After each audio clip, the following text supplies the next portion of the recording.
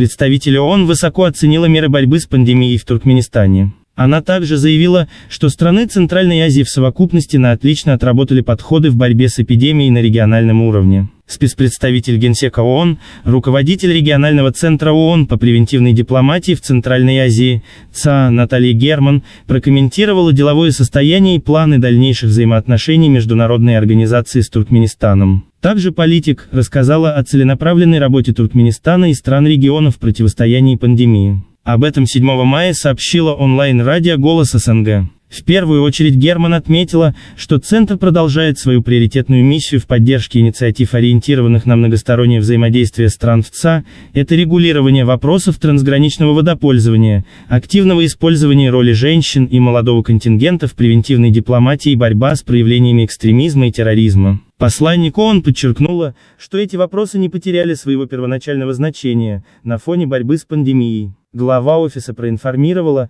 что на полях регионального центра регулярно проводятся встречи на уровне внешнеполитических ведомств стран ЦА. Отрадный факт, что к пятерке стран присоединился и МИД Афганистана, подчеркнула спецпредставитель. Касаясь сотрудничества непосредственно с Туркменистаном, Герман назвала совместную разработку национальной стратегии Туркменистана по профилактике насильственного экстремизма и противодействию терроризму на 2020-2024 годы. Этот проект осуществляется туркменским государством, РЦ и контртеррористическим управлением ООН. Переходя к насущной теме сегодняшнего дня, борьбе с коронавирусом, глава РЦ высоко оценила меры по предотвращению разноса вируса, принятые Туркменистаном на национальном уровне. Также заявила, что страны ЦА в совокупности отлично отработали подходы в борьбе с эпидемией на региональном уровне.